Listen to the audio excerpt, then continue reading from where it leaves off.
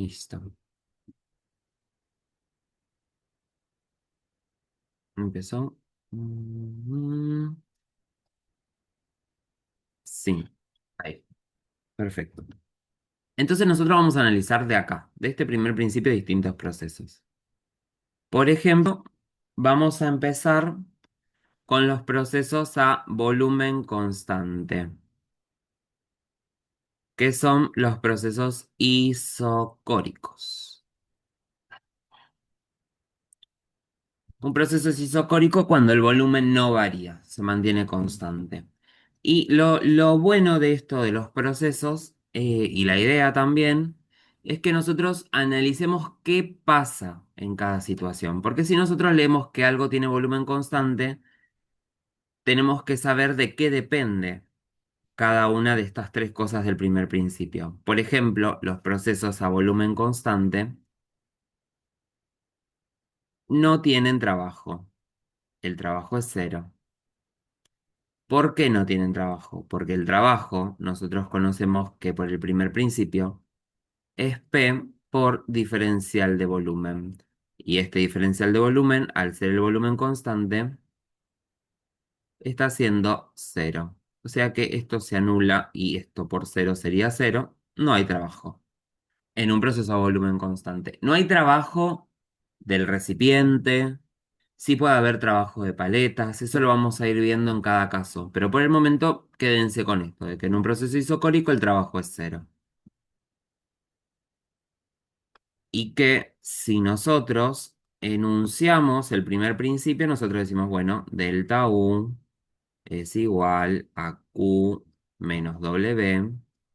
Si el trabajo es cero, nosotros tenemos este o este, y ambos se sacan como M por CB, porque es calor a volumen constante, por delta T. Porque si algo sabemos nosotros del comportamiento corpuscular, molecular y cinético de un gas ideal, es que si el volumen se mantiene constante y se molesta al gas, este mismo va a producir una diferencia de presión y de temperatura. Si una de las tres variables, que son presión, temperatura y volumen, se mantiene constante, las otras dos tienen que variar, porque son variables.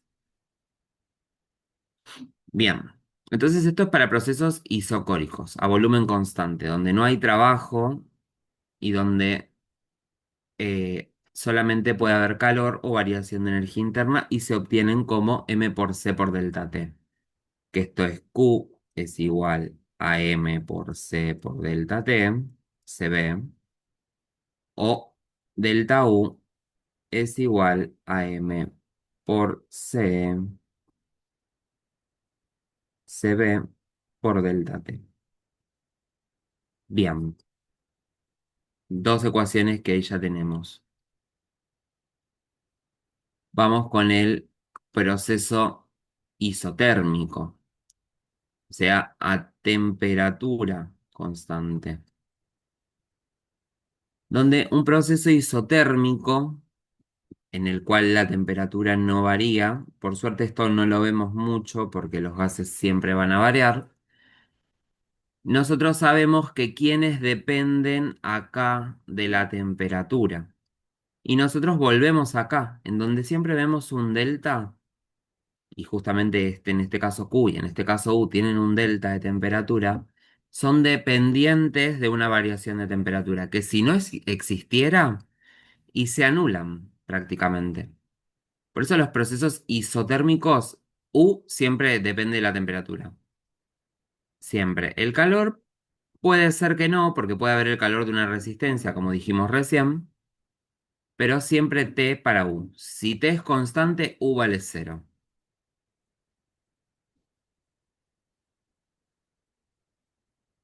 No hay energía interna. Q puede variar.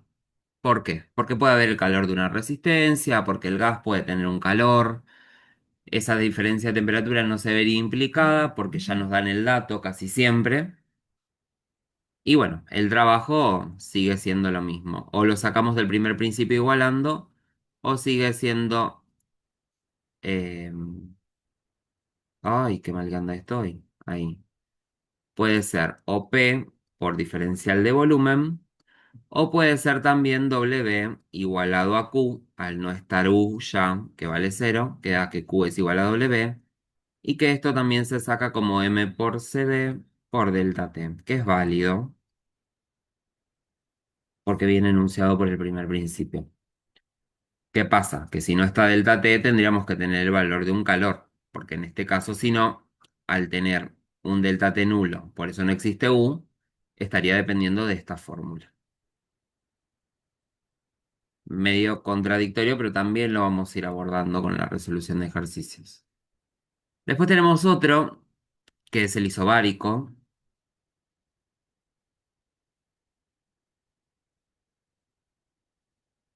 bar de unidad de presión, o sea que acá lo que se va a mantener constante es la presión. ¿Y qué pasa en un proceso a presión constante? Si nosotros decimos que un proceso es a presión constante, tenemos el claro ejemplo de todos los problemas que van a haber en físico-química, que es el del pistón. Porque si un proceso es a presión constante, cualquier molestia que se le pueda hacer al gas acá adentro, el pistón va a subir o va a bajar para contrarrestarla y mantener la presión constante. Para que esta no aumente, se mantenga siempre siendo la misma. En un proceso a presión constante tenemos trabajo y el trabajo es P por diferencial B, porque para que la presión se mantenga constante, el pistón eh, ¿cómo dice? O sea, se somete a una cierta presión y para mantenerla constante o sube o baja, hace diferencial de volumen. Una sola presión, diferencial de volumen. Y el primer principio se enuncia y no se tacha nada acá. ¿Por qué? Porque hay delta U y hay Q, y ambos sabemos que se obtienen como M por Cp en este caso, porque es calor a presión constante, por delta T.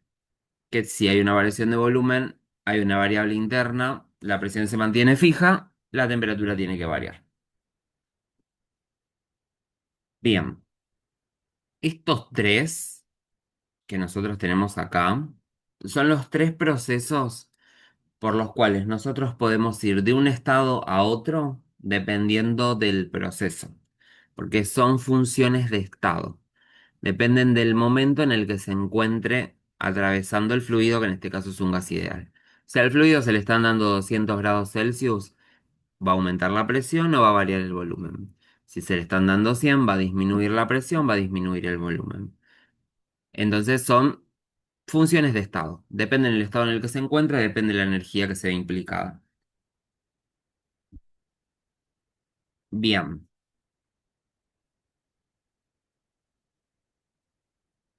vamos a ver también otro que me estoy olvidando, que son los procesos adiabáticos, que solamente lo que quiere decir la palabra adiabático es que Q vale cero. Y esto a nosotros nos permite, en el primer principio, despertar una gama de cosas que por ahí tenemos incógnitas y reconociendo que un sistema adiabático no tiene calor, podemos desglosar muchas cosas. Si nos pregunta la energía interna, obtenerla a partir del trabajo. Si nos pregunta el trabajo, obtenerla a partir de la energía interna. Y hacer menos cálculos también, ya que los procesos adiabáticos te sacan el Q. Puede haber otro calor, sí, atentos, porque puede existir el famoso calor de resistencia, que es el famoso QR. Calor de resistencia, calor de energía, otros calores que pueden existir. Que no quiere decir que el recipiente sea diabático, que el sistema no tenga calor. Quiere decir que no lo está compartiendo con el entorno, con el medio que lo rodea. Puede tener calor interno, obviamente. Siempre el enunciado va a hablar por sí mismo igual. Bien, vamos a... O sea, el primer principio no hay nada más que aprenderlo haciendo ejercicios, porque si uno se lo quiere aprender de memoria, mucho no sirve. Acá tenemos que matarnos con dos o tres ejercitaciones que sean potentes para ver en qué momento se aplican, ¿no? Porque nosotros nombramos mucha temperatura 1, temperatura 2, Tenemos que saber que estamos trabajando con gases ideales y que siempre se van a ver involucradas las ecuaciones de los gases ideales también para obtener los otros estados del sistema o lo que nos pida. Vamos a trabajar con PBNRT. El primer principio a nosotros nos deja trabajar en función de moles y de masa, así que también podemos trabajar con PB y en vez de NMRT tenemos que saber que cuando aparece la M o tenemos algo en masa y queremos trabajarlo, quién va a empezar a variar son las constantes del gas ideal, porque vamos a tener que tener constantes en función de kilogramo, de gramo. En cambio acá vamos a tener constantes, acá está R, en función de mol, de kilomol, ¿sí? Una es fracción molar, que es esta, y la otra es fracción másica, que es esta. Cualquiera de las dos es válida, cualquiera de las dos, dependiendo la constante que se use, si se usa N o usa M, dan los mismos datos porque ambas están evaluadas para estudiar los procesos del gas. Así que no hay mucho quilombo con estas. Sí se pueden usar después la de Charles, Gay-Lussac y Boll-Mariotte, que las vamos a ir abordando también a lo largo de la resolución de ejercicios. Bien, yo cuando doy este tema, como para que se entienda, me gusta hablar de tres ejercicios que son claves en el primer principio porque despiertan todos los procesos, que son tres ejercicios de la UTN, que yo ya los pasé a principio de año al grupo, ahora los voy a pasar de vuelta. Y los vamos a ir resolviendo para que vean ustedes cómo se plantea el primer principio, en qué momento, qué saco con primer principio, qué saco con la fórmula de gases ideales y hacer un análisis bastante cuantitativo a nivel de la materia. Vamos a primer principio, gases ideales, sistema cerrado. Es el ejercicio, ahí mando una captura igual. Uno, 2 y 3 de la guía de primer principio sistema cerrado de la UTN. Que es más, aprovecho para pedir disculpas porque yo casi nunca contesto el teléfono. Vi que Pau me había mandado este ejercicio el otro día y creo que se lo llegué a contestar, donde ella me preguntaba por qué yo enuncio el primer principio mal. Y le expliqué que antes con Moraes no sabíamos qué hacer y enunciábamos hasta un versículo bíblico en la cursada. Bien, ahí mando el uno, el 2 y el 3. ¿Dónde está? Tucu, tucu, tucu.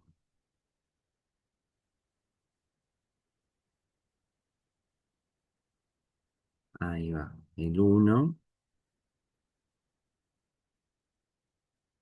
Espero que se entiendan, ¿no? El 2 y el 3. Listo. Ahí les van a llegar. Vamos a empezar con el uno. Yo mientras voy a ir dibujando. Así aprovechamos la mayoría de tiempo.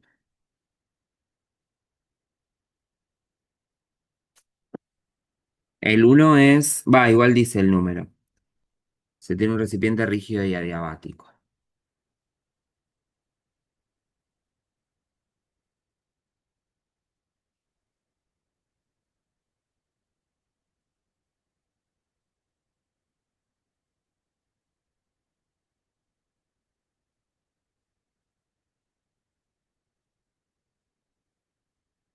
Bien, ahí dibujé el recipiente.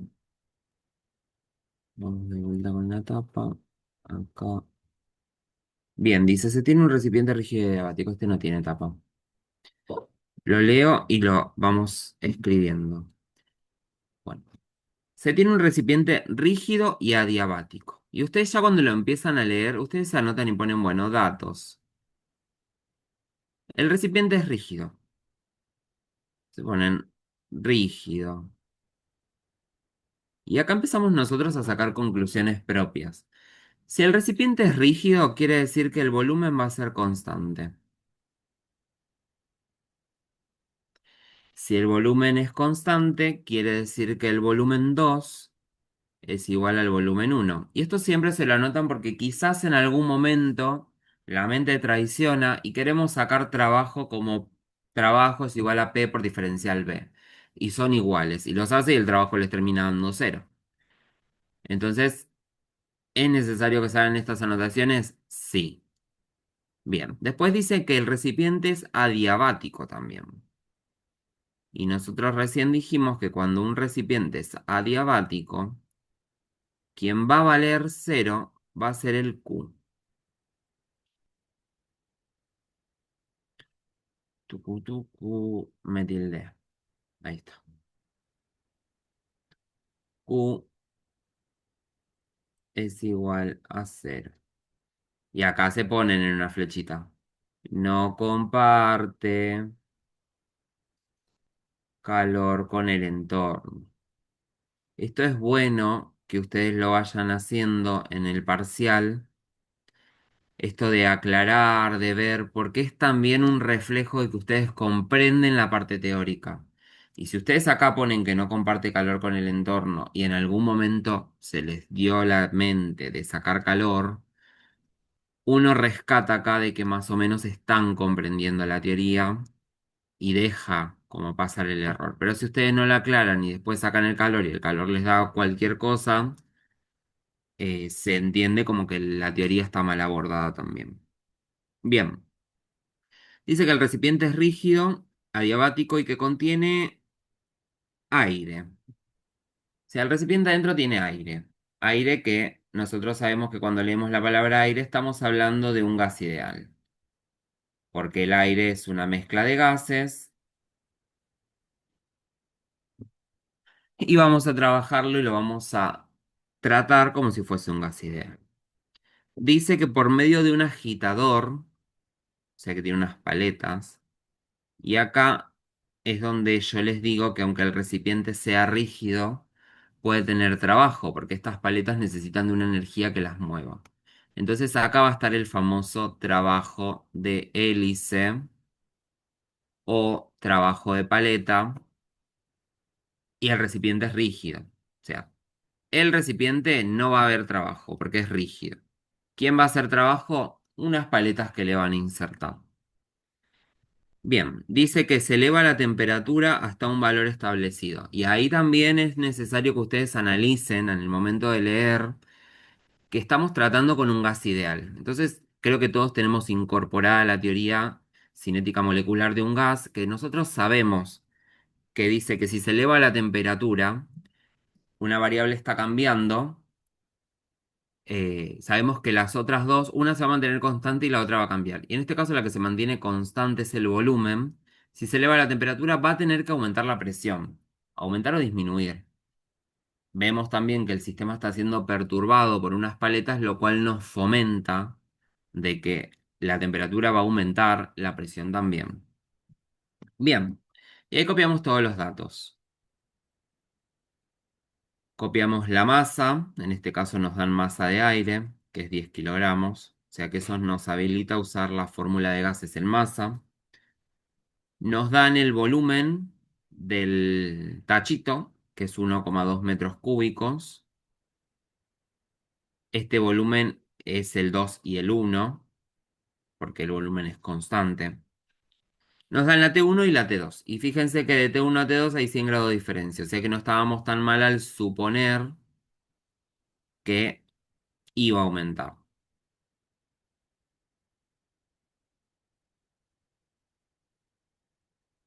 Qué mal que anda esto hoy. 120 grados Celsius.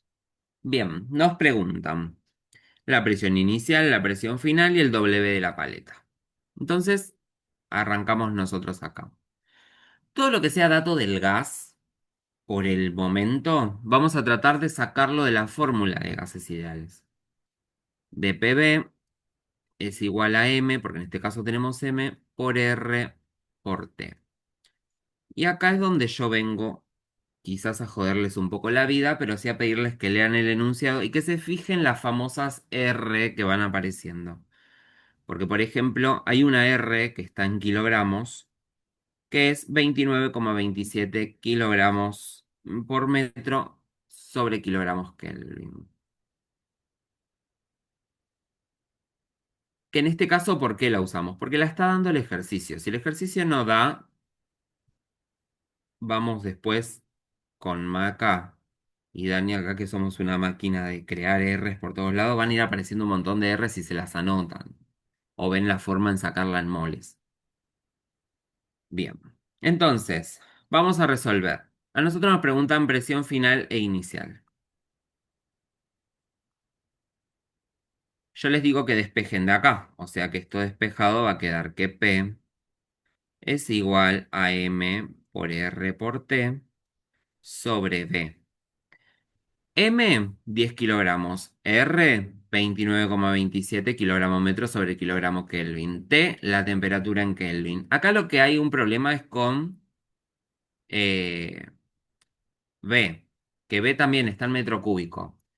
Yo les voy a pedir que hagan la cuenta y les va a quedar un número enorme, que no se asusten con el número enorme, porque ahí vamos a ver la relación entre la presión en atmósferas, como nosotros la conocemos usualmente, y la presión expresada en el kilogramo fuerza que ocupa cada metro cuadrado, que es el área, que presión es fuerza sobre área, así que de ahí sale también esa unidad.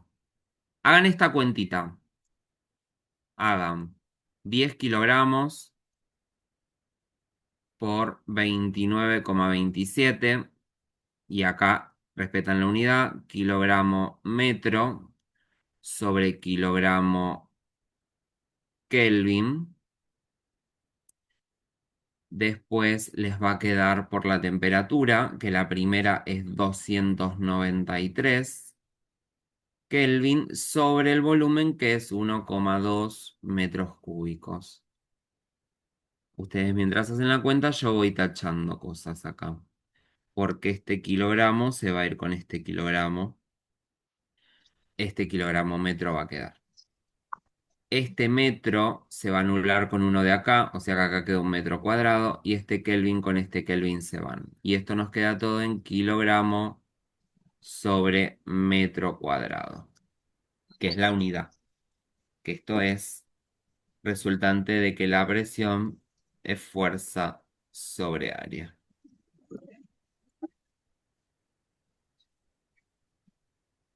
Hagan nomás y me dicen cuánto les da. A mí, 71.467,58.333. Sí, bien. 71.467. Sí, Bien, a ¿cómo se Mauro llama? también le dio. Perfecto, lo puso Mauro. Bien. Yo, yo te juro que a Mauro yo lo quiero, porque él está fumándose una clase de primer principio, cuando él aprobó el primer cuatrimestre ya.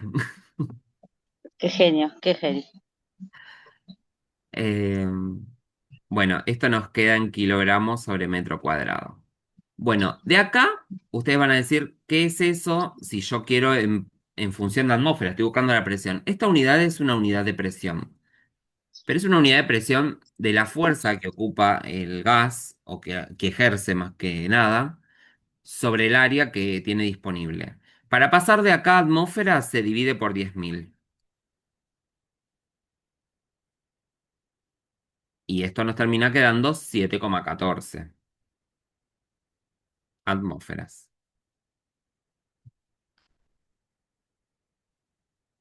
Ahora, ustedes van a ver que hay casos, que va a ser el próximo ejercicio que resolvamos en la videollamada que viene, donde ustedes van a necesitar esta presión, en vez de en atmósferas, porque se la dan en atmósfera, la van a necesitar en esta unidad para que se cancele con la R. Y en ese caso la multiplican por 10.000, porque para pasar de kilogramos sobre metro cuadrado a atmósfera se divide, pero para pasar de atmósfera a kilogramo metro cuadrado se multiplica. Sí, igual Mauro, a vos te toman ejercicio el primer cuatrimestre de primer principio, así que recién me estaba acordando. Bien. Ahora le voy a pedir que ustedes saquen P2, porque esta es P1. P2 va a ser lo mismo, todos los datos iguales, nada más que acá va a ser la temperatura 2, que es 393, porque era 120 más 273. Saquen y me dicen cuánto les da. Si no me equivoco, les da 9,14, pero De ahí a que yo me acuerde.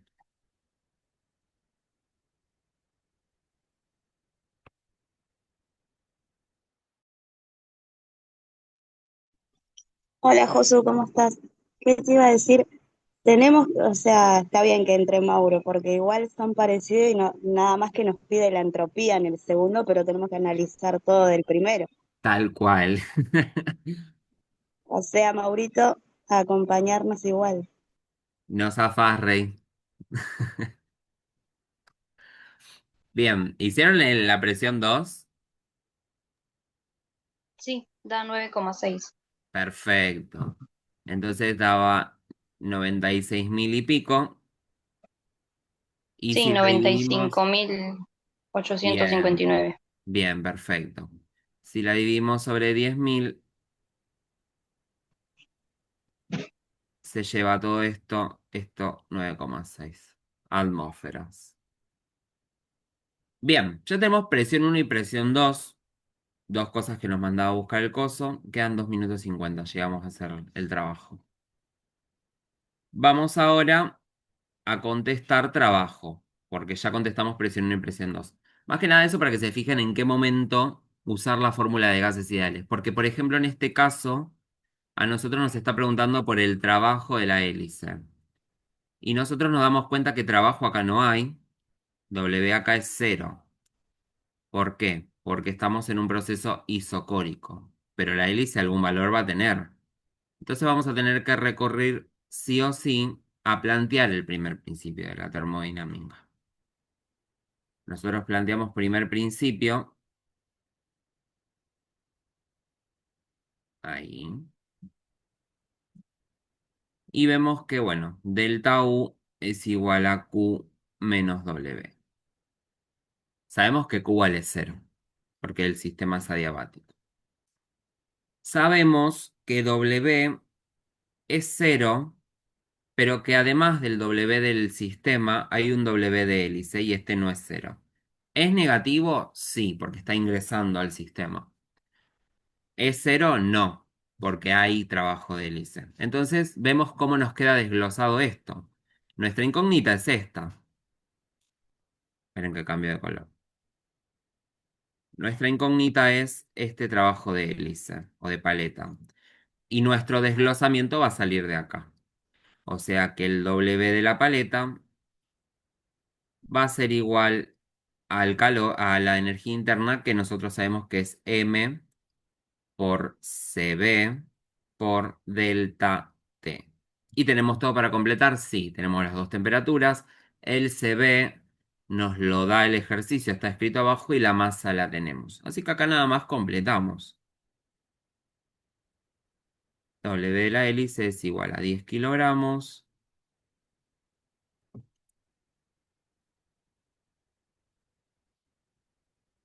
por el CB, que el CB si no me equivoco era 0,17 kilocalorías, ¿no? Sí, Perfecto. Kilocalorías sobre kilogramo Kelvin, porque acuérdense que el calor es intercambiado por determinada masa a determinada temperatura, por la diferencia de temperatura que en este caso termina siendo 100 grados, nada más porque tenemos de cada lado 100 grados de diferencia. Acuérdense que en un delta no es necesario pasar las cosas a Kelvin, pero si a ustedes se les hace más fácil lo pasan, y esto va a terminar siendo 293 menos 393. No, 393 menos 293. Hagan el resultado, creo que si no me equivoco daba 140, 170 o algo así.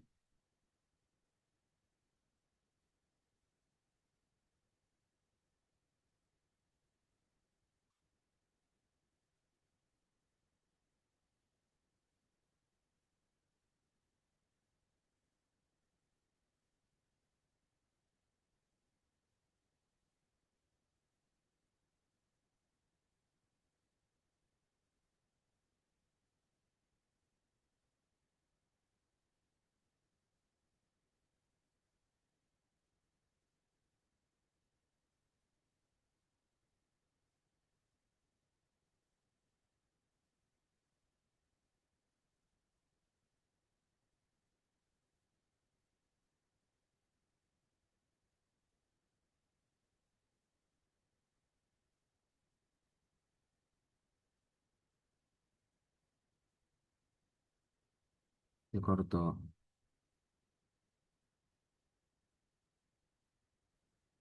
¡Luna!